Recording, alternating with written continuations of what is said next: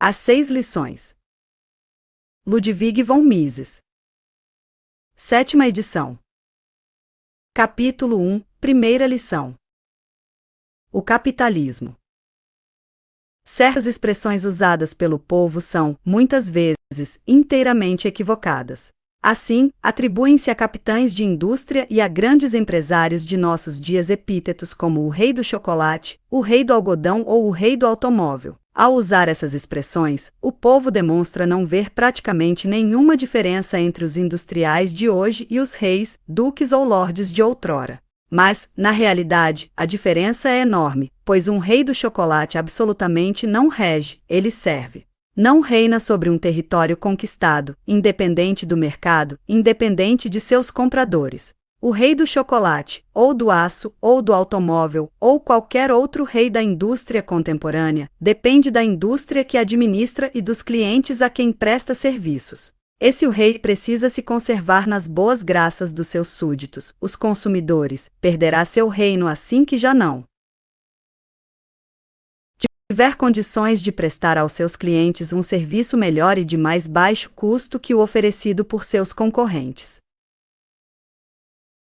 200 anos atrás, antes do advento do capitalismo, o status social de um homem permanecia inalterado do princípio ao fim de sua existência. Era herdado dos seus ancestrais e nunca mudava. Se nascesse pobre, pobre seria para sempre, e se rico, lorde ou duque, manteria seu ducado e a propriedade que o acompanhava, pelo resto dos seus dias.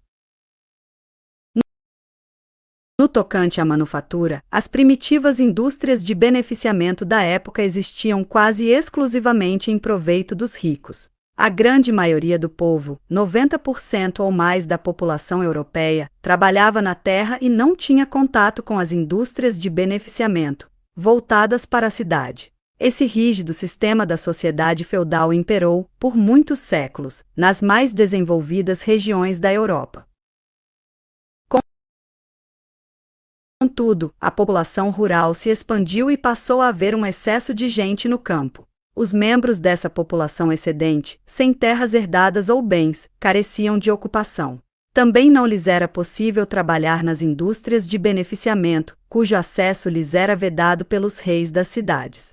O número desses párias crescia incessantemente, sem que todavia ninguém soubesse o que fazer com eles. Eram, no pleno sentido da palavra, proletários, e ao governo só restava interná-los em asilos ou casas de correção. Em algumas regiões da Europa, sobretudo nos Países Baixos e na Inglaterra, essa população tornou-se tão numerosa que, no século XVIII, constituía uma verdadeira ameaça à preservação do sistema social vigente. Hoje, ao discutir questões análogas em lugares como a Índia ou outros países em desenvolvimento, não devemos esquecer que, na Inglaterra do século XVIII, as condições eram muito piores. Naquele tempo, a Inglaterra tinha uma população de 6 ou 7 milhões de habitantes, dos quais mais de 1 milhão, provavelmente 2, não passavam de indigentes a quem o sistema social em vigor nada proporcionava. As medidas a tomar com relação a esses deserdados constituíam um dos maiores problemas da Inglaterra. Outro sério problema era a falta de matérias-primas. Os ingleses eram obrigados a enfrentar a seguinte questão: que faremos, no futuro, quando nossas florestas já não nos derem a madeira de que necessitamos para nossas indústrias e para aquecer nossas casas? Para as classes governantes, era uma situação desesperadora. Os estadistas não sabiam o que fazer e as autoridades em geral não tinham qualquer ideia sobre como melhorar as condições. Foi dessa ação social que emergiram os começos do capitalismo moderno. Dentre aqueles párias, aqueles miseráveis, surgiram pessoas que tentaram organizar grupos para estabelecer pequenos negócios, capazes de produzir alguma coisa. Foi uma inovação. Esses inovadores não produziam artigos caros, acessíveis apenas às classes mais altas, produziam bens mais baratos, que pudessem satisfazer as necessidades de todos. E foi essa a origem do capitalismo tal como hoje funciona. Foi o começo da produção em massa, princípio básico da indústria capitalista. Enquanto as antigas indústrias de beneficiamento funcionavam a serviço da gente abastada das cidades, existindo quase que exclusivamente para corresponder às demandas dessas classes privilegiadas, As novas indústrias capitalistas começaram a produzir artigos acessíveis a toda a população. Era produção em massa, para satisfazer as necessidades das massas.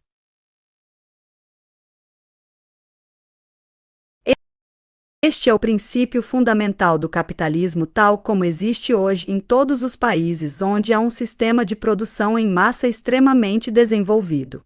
As empresas de grande porte, alvo dos mais fanáticos ataques desfechados pelos pretensos esquerdistas, produzem quase exclusivamente para suprir a carência das massas.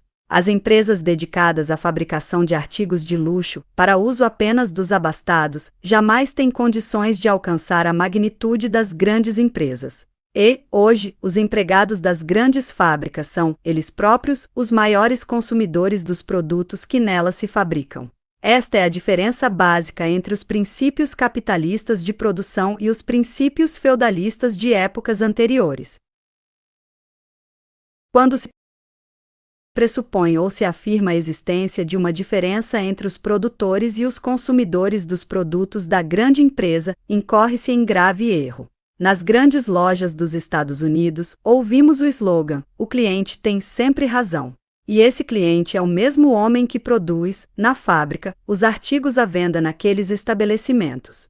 Os que pensam que a grande empresa detém um enorme poder também se equivocam, uma vez que a empresa de grande porte é inteiramente dependente da preferência dos que lhes compram os produtos. A mais poderosa empresa perderia seu poder e sua influência se perdesse seus clientes. Há 50 ou 60 anos, era voz corrente em quase todos os países capitalistas que as companhias de estradas de ferro eram por demais grandes e poderosas. Sendo monopolistas, tornavam impossível a concorrência. Alegava-se que, na área dos transportes, o capitalismo já havia atingido um estágio no qual se destruir a si mesmo, pois que eliminara a concorrência. O que se descurava era o fato de que o poder das ferrovias dependia de sua capacidade de oferecer à população um meio de transporte melhor que qualquer outro. Evidentemente teria sido absurdo concorrer com uma dessas grandes estradas de ferro, através da implantação de uma nova ferrovia paralela à anterior, porquanto a primeira era suficiente para atender às necessidades do momento. Mas outros concorrentes não tardaram a aparecer. A livre concorrência não significa que se possa prosperar pela simples imitação ou cópia exata do que já foi feito por alguém. A liberdade de imprensa não significa o direito de copiar o que outra pessoa escreveu e assim alcançar o sucesso a que o verdadeiro autor fez jus por suas obras. Significa o direito de escrever outra coisa. A liberdade de concorrência no tocante às ferrovias, por exemplo, significa a liberdade para inventar alguma coisa, para fazer alguma coisa que desafie as ferrovias já existentes e as coloque em situação muito precária de competitividade. Nos Estados Unidos, a concorrência que se estabeleceu através dos ônibus, automóveis, caminhões e aviões impôs às estradas de ferro grandes perdas e uma derrota quase absoluta no que diz respeito ao transporte de passageiros. O desenvolvimento do capitalismo consiste em que cada homem tem o direito de servir melhor e ou mais barato seu cliente. E, num tempo relativamente curto, esse método, esse princípio, transformou a face do mundo, possibilitando um crescimento sem precedentes da população mundial.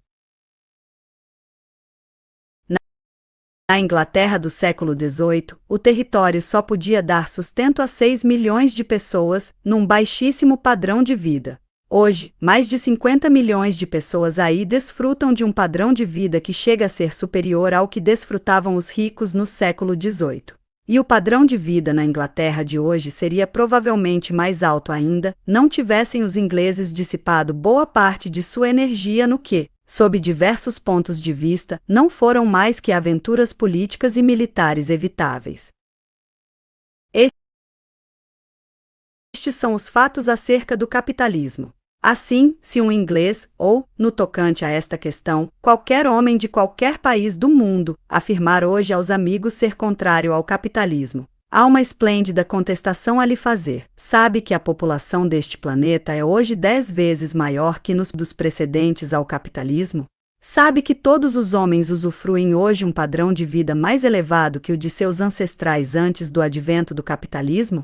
E como você pode ter certeza de que, se não fosse o capitalismo, você estaria integrando a 10ª parte da população sobrevivente? Sua mera existência é uma prova do êxito do capitalismo, seja qual for o valor que você atribua à própria vida. Não obstante todos os seus benefícios, o capitalismo foi furiosamente atacado e criticado. É preciso compreender a origem dessa aversão.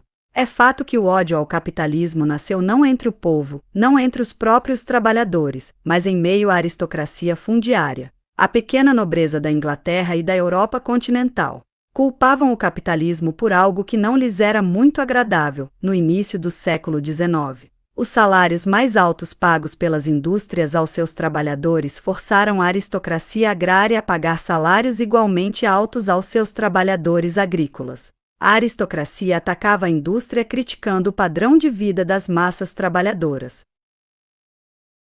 Obviamente, do nosso ponto de vista,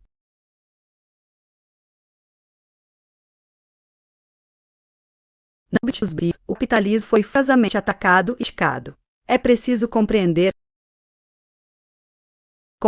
a origem dessa aversão. É fato que o ódio ao capitalismo nasceu não entre o povo, não entre os próprios trabalhadores, mas em meio à aristocracia fundiária. A pequena nobreza da Inglaterra e da Europa continental culpavam o capitalismo por algo que não lhes era muito agradável no início do século XIX. Os salários mais altos pagos pelas indústrias aos seus trabalhadores forçaram a aristocracia agrária a pagar salários igualmente altos aos seus trabalhadores agrícolas. A aristocracia atacava a indústria criticando o padrão de vida das massas trabalhadoras. Obviamente, do nosso ponto de vista, o padrão de vida dos trabalhadores era extremamente baixo. Mas, se as condições de vida nos primórdios do capitalismo eram absolutamente escandalosas, não era porque as recém-criadas indústrias capitalistas estivessem prejudicando os trabalhadores. As pessoas contratadas pelas fábricas já subsistiam antes em condições praticamente subhumanas.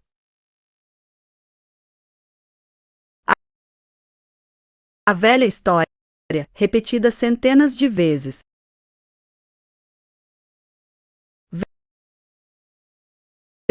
de que as fábricas empregavam mulheres e crianças que, antes de trabalharem nessas fábricas, viviam em condições satisfatórias, é um dos maiores embustes da história. As mães que trabalhavam nas fábricas não tinham o que cozinhar, não abandonavam seus lares e suas cozinhas para se dirigir às fábricas. Corriam a elas porque não tinham cozinhas, e ainda que as tivessem, não tinham comida para nelas cozinharem. E as crianças não provinham de um ambiente confortável, estavam famintas, estavam morrendo. E todo o tão falado e indescritível horror do capitalismo primitivo pode ser refutado por uma única estatística. Precisamente nesses anos de expansão do capitalismo na Inglaterra, no chamado período da Revolução Industrial Inglesa, entre 1760 e 1830, a população do país dobrou, o que significa que centenas de milhares de crianças, que em outros tempos teriam morrido, sobreviveram e cresceram, tornando-se homens e mulheres. Não há dúvida de que as condições gerais de vida em épocas anteriores eram muito insatisfatórias. Foi o comércio capitalista que as melhorou. Foram justamente aquelas primeiras fábricas que passaram a suprir, direta ou indiretamente, as necessidades de seus trabalhadores, através da exportação de manufaturados e da importação de alimentos e matérias-primas de outros países. Mais uma vez, os primeiros historiadores do capitalismo falsearam, é difícil usar uma palavra mais branda, a história. Há uma anedota, provavelmente inventada, que se costuma contar a respeito de Benjamin Franklin, em visita a um cotonifício na Inglaterra. Ben Franklin ouviu do proprietário cheio de orgulho: "Veja, temos aqui tecidos de algodão para a Hungria." Olhando à sua volta e constatando que os trabalhadores estavam em andrajos, Franklin perguntou: "E por que não produz também para os seus empregados?"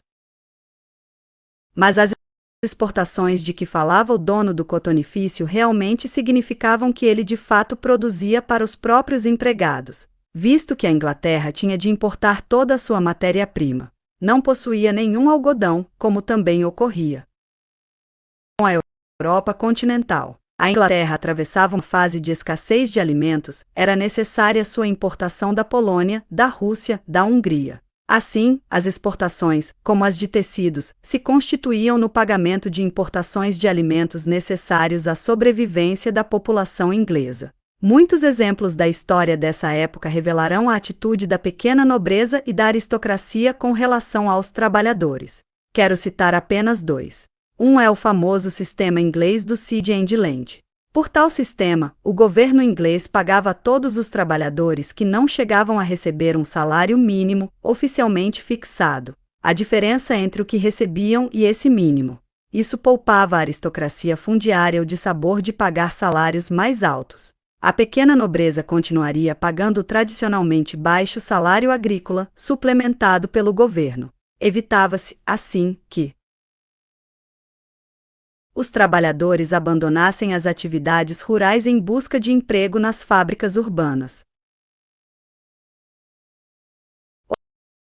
80 anos depois, após a expansão do capitalismo da Inglaterra para a Europa continental, mais uma vez verificou-se a reação da aristocracia rural contra o novo sistema de produção.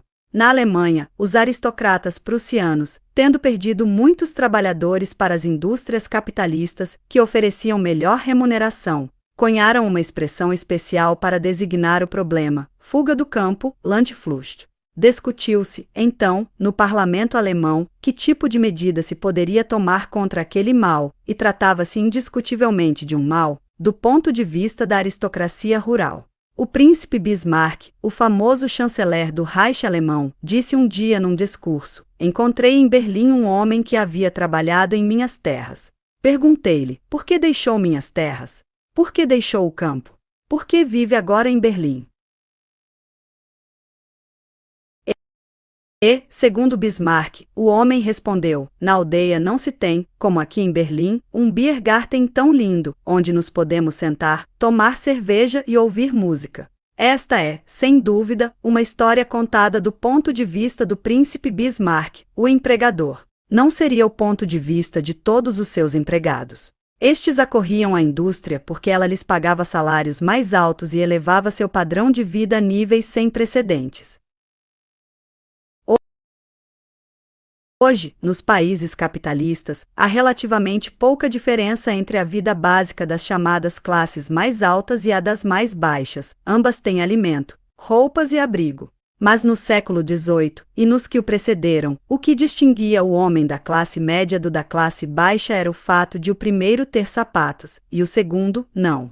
Hoje, nos Estados Unidos, a diferença entre um rico e um pobre reduz-se muitas vezes à diferença entre um Cadillac e um Chevrolet. O Chevrolet pode ser de segunda mão, mas presta a seu dono basicamente os mesmos serviços que o Cadillac poderia prestar, uma vez que também está apto a se deslocar de um local a outro. Mais de 50% da população dos Estados Unidos vivem em casas e apartamentos próprios.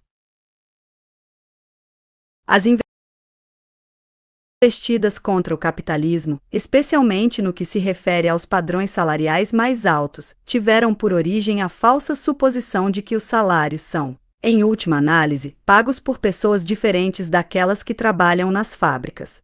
Certamente, nada impede que economistas e estudantes de teorias econômicas tracem uma distinção entre trabalhador e consumidor. Mas o fato é que todo consumidor tem de ganhar, de uma maneira ou de outra, o dinheiro que gasta. E a imensa maioria dos consumidores é constituída precisamente por aquelas mesmas pessoas que trabalham como empregados nas empresas produtoras dos bens que consomem.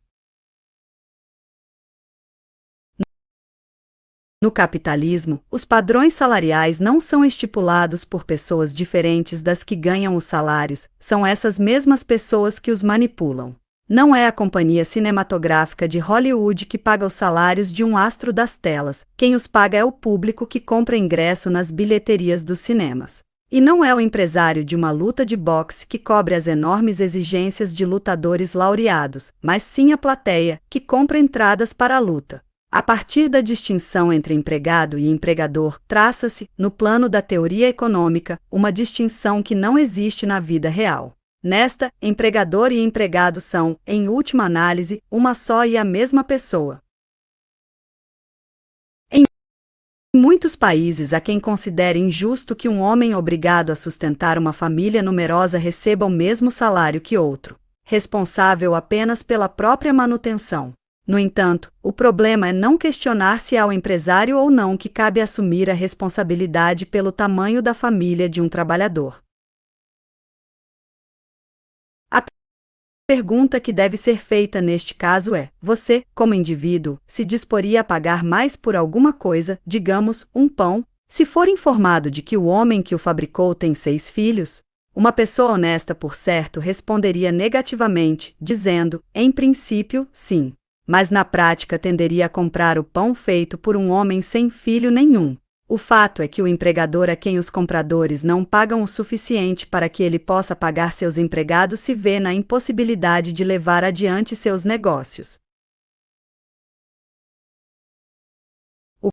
O capitalismo foi assim batizado não por um simpatizante do sistema, mas por alguém que o tinha na conta do pior de todos os sistemas históricos, da mais grave calamidade que jamais se abatera sobre a humanidade. Esse homem foi Karl Marx.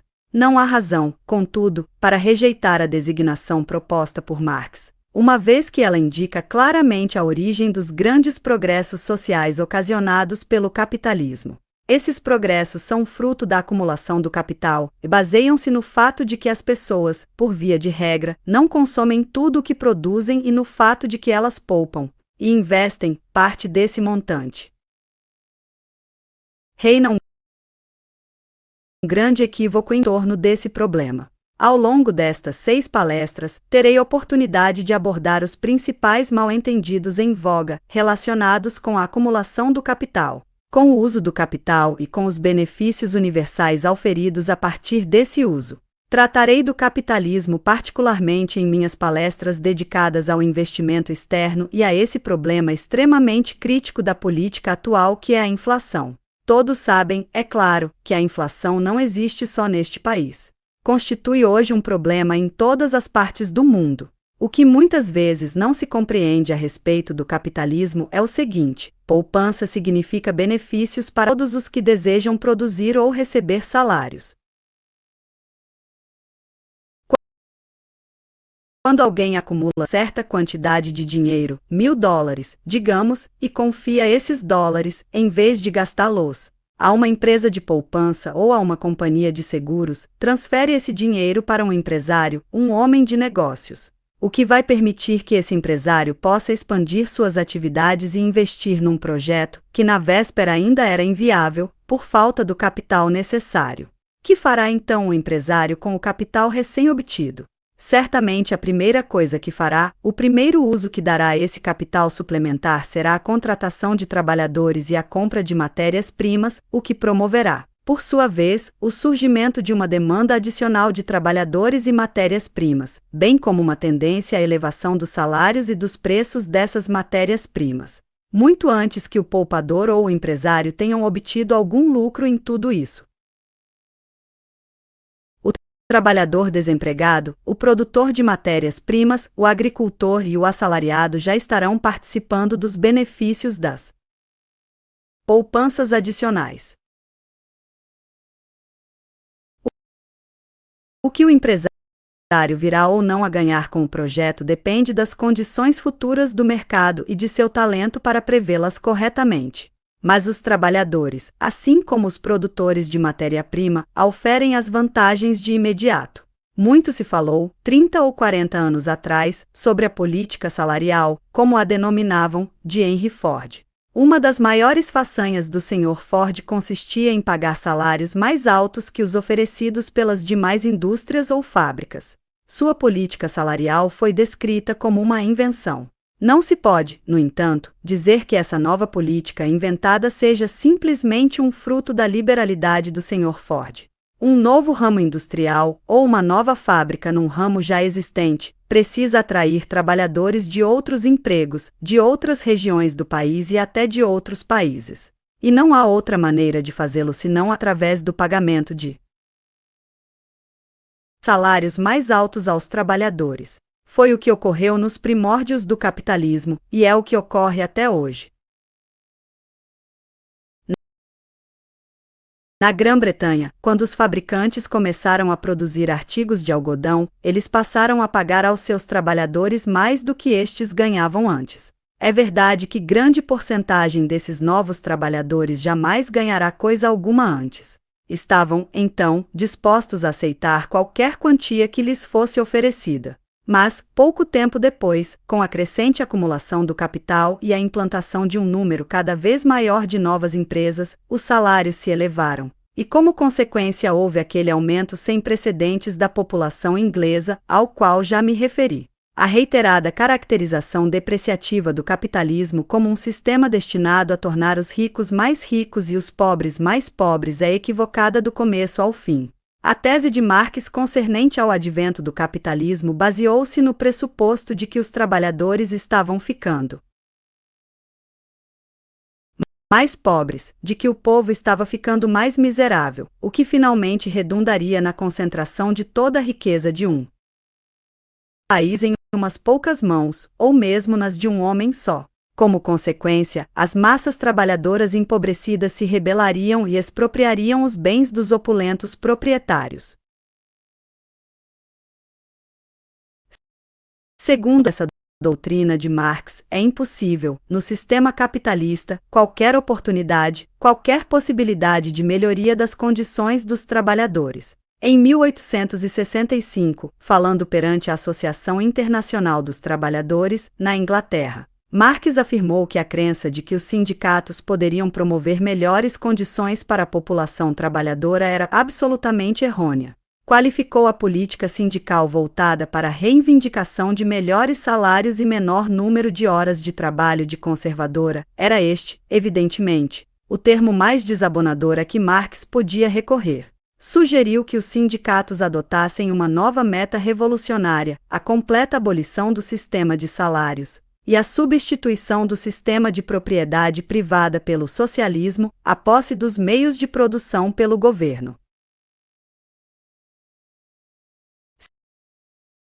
Se consideramos a história do mundo, e em especial a história da Inglaterra a partir de 1865, verificaremos que Marx estava errado sob todos os aspectos. Não há um só país capitalista em que as condições do povo não tenham melhorado de maneira inédita. Todos esses progressos ocorridos nos últimos 80 ou 90 anos produziram-se a despeito dos prognósticos de Karl Marx. Os socialistas de orientação marxista acreditavam que as condições dos trabalhadores jamais poderiam melhorar. Adotavam uma falsa teoria, a famosa Lei de Ferro dos Salários.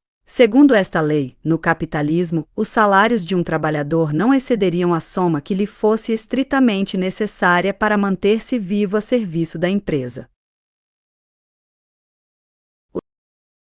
Os marxistas enunciaram sua teoria da seguinte forma: se os padrões salariais dos trabalhadores sobem, com a elevação dos salários, a um nível superior ao necessário para a subsistência, eles terão mais filhos. Esses filhos, ao ingressarem na força de trabalho, engrossarão o número de trabalhadores até o ponto em que os padrões salariais cairão, rebaixando novamente os salários dos trabalhadores a um nível mínimo necessário para a subsistência, aquele nível mínimo de sustento, apenas suficiente para impedir a extinção da população trabalhadora.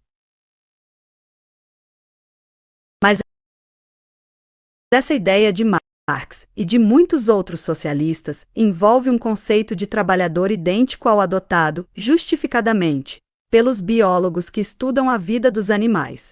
Dos camundongos, por exemplo. Se colocarmos maior quantidade de alimento à disposição de organismos animais ou de micróbios, maior número deles sobreviverá. Se a restringirmos, restringiremos o número dos sobreviventes. Mas com o homem é diferente. Mesmo o trabalhador, ainda que os marxistas não o admitam, tem carências humanas outras que as de alimento e de reprodução de sua espécie. Um aumento dos salários reais resulta não só num aumento da população, resulta também, e antes de tudo, numa melhoria do padrão de vida média. É por isso que temos hoje, na Europa Ocidental e nos Estados Unidos, um padrão de vida superior ao das nações em desenvolvimento, as da África, por exemplo. Devemos compreender, contudo, que esse padrão de vida mais elevado fundamenta-se na disponibilidade de capital. Isso explica a diferença entre as condições reinantes nos Estados Unidos e as que encontramos na Índia. Neste país foram introduzidos, ao menos em certa medida, modernos métodos de combate a doenças contagiosas, cujo efeito foi um aumento inaudito da população. No entanto, como esse crescimento populacional não foi acompanhado de um aumento correspondente do montante de capital investido no país, o resultado foi um agravamento da miséria. Quanto mais se eleva o capital investido por indivíduo, mais próspero se torna o país. Mas é preciso lembrar que nas políticas econômicas não ocorrem milagres. Todos leram artigos de jornal e discursos sobre o chamado milagre econômico alemão, a recuperação da Alemanha depois de sua derrota e destruição na Segunda Guerra Mundial. Mas não houve milagre. Houve tão somente a aplicação dos princípios da economia do livre mercado, dos métodos do capitalismo, embora essa aplicação não tenha sido completa em todos os pontos. Todo país pode experimentar o mesmo milagre de recuperação econômica, embora eu deva insistir em que esta não é fruto de milagre. É fruto da adoção de políticas econômicas sólidas, pois que é delas que resulta